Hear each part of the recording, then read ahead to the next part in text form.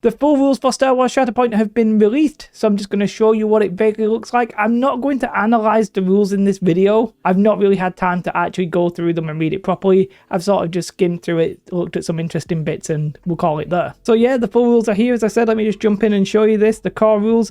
I have to say, the layout of this book, very, very pretty. I'm presuming that that's the 2nd of June, or in the American weird date format, but there you have it. And you can see all the people who worked on it, all the licensing, all that kind of good stuff. The blurb of what Star Wars Shatterpoint is, yeah, looks really solid so far. And then once you actually get into the rules, it's nicely laid out. It's actually laid out like a rule book.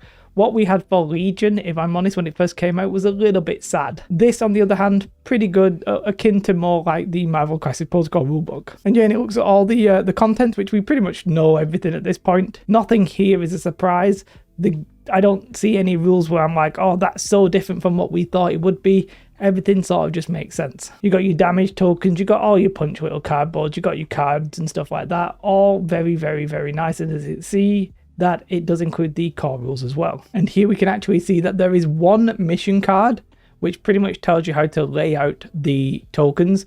But you can see then that there is going to be different struggle cards. So it actually shows you that there's one mission card. So effectively, you were always going to be playing with those tokens where they are until we get more, which obviously we will get more later on. And then you have the struggle cards, which, you know, tell you what objectives are going to be used in that game. And the fact that there's 9 of them means that there's effectively 3 different variants of this game, I think. Obviously, more will be added over time. 14 dice, 7 of each. Yeah, everything looks good, everything looks solid. And as I scroll down, you can see that they do some nice examples about like what's the stat card, how the stat card is laid out, what the abilities are, how you actually activate the abilities. It's also got these little like cool indicators from like some of the characters where it's like, hey, remember this little thing that you want to know? And it sort of does that throughout. Also some really nice artwork on the unit cards. All really, really damn good. Here you can see that the stance cards and stuff like that. I don't know if we have any massive rule questions outstanding, but if you do, well, you know where to find your answer. And you can see here there's some lovely artwork as well. The whole rule book, if I'm honest, is laid out exactly perfectly. I mean, I'm pretty happy with what we see. Everything looks fine. There might be typos or anything like that. I've not gone through it with a fine-tooth comb at this point, but yeah, just scrolling through, everything looks really, really nice. The artwork, the layout makes sense to me so far. I like how the rulebook itself straight away is saying, hey, the Galactic Civil War's coming. It's like, all right, well, we already know that is the case, but it's nice to see that. Interestingly, whoever goes first is basically a roll-off. The player with the most criticals, they go first. We already knew it was 3x3, but there you have it. One thing that is interesting, this section's actually quite interesting, is that they do say the battlefield must contain a mix of terrain features of various sizes and shape, but terrain features should be predominantly placed in the central area of the battlefield. Somebody asked that question on Facebook or something, and I was like, oh, they've probably just done it because it's visually interesting on the demo tables. No, the rule actually says that, and you can see that the token then goes on the top. I think it just always goes up. Pretty interesting, pretty cool. And another rule here that is confirmed, that the elevation matters. So if you're on the right elevation, you're more likely to get it basically than people on the lower elevation. So here Anakin gets it even though there's only one of him because he's on the right elevation. I don't know if there's like a maths thing there, I've not quite read it, but interesting nonetheless. And I mean, just look at the layout of this with the cool artwork here when it like fills the space. It's just very, very nice. Cover is pretty simple. I mean, it's always the ingress bit, but you know, let's just talk about cover right now. The elevation's up here.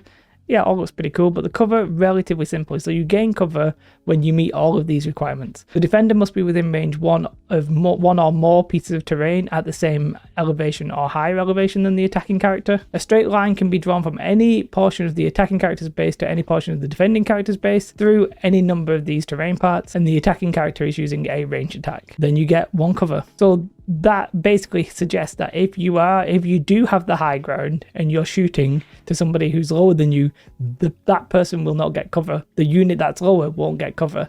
But if you're shooting on somebody who is on a ledge, they will. That's very, very simple, but I actually think I really like it. It does mean that if you're on the same elevation, that if you are shooting through a walkway, then you do have that very weird moment where there's nothing in between the attack and you will still get cover. We saw that in one of the demo games. But yeah, there's an index here about appendix also. He's talking about timing, lots of like actual, you know, maybe some of the nerdier rules, but obviously they're going to be important for like tournament play and stuff like that. Overall, yeah, it's very, very impressive. I really like the layout of it. Oh, the one thing that I sort of forgot is this force push thing, which I have to say I do actually quite like. You basically use this movement tool, turn it at like a 45-degree angle, and then you put it in front of the base or behind, depending whether or not you're being force pushed or pulled.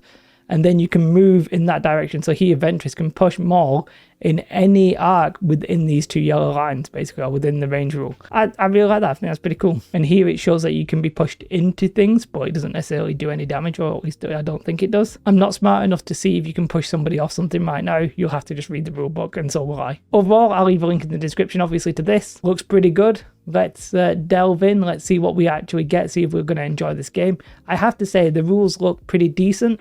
Quite complex in a way. It's not necessarily the simplest of games, but I do think that once you've played it a few times, you'll get the hang of it and you'll be blasting through games. However, they will still feel a little bit chaotic because of the order pools and stuff like that. Either way, I really like what I've seen. I really like the layout of the rulebook. Good stuff. Thumbs up right there. Let me know your thoughts in the comments below, but what you should definitely do is have a most beautiful day. Like and subscribe. Goodbye.